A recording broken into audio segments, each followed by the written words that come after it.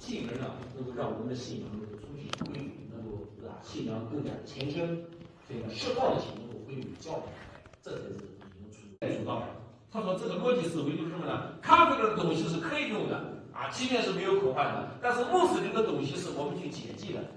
特别是禁武教的，所以呢这个本身就是一个问题。为什么呢？因为在伊斯兰教里看来，所有的规则。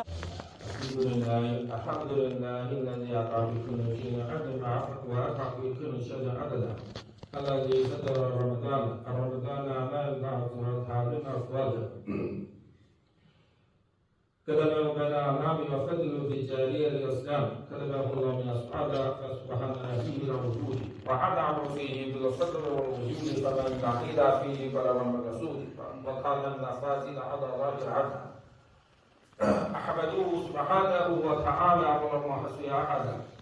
خلقه وتعالى حميدا وأشهد أن لا إله إلا الله وحده لا شريك له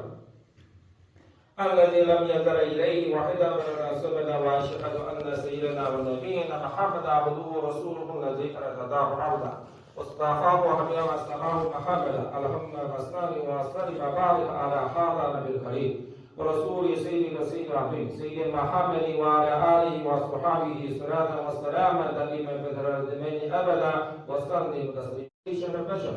وأشهد أن سيدنا ونبينا محمد صلى الله عليه وسلم عبده ورسوله وخيره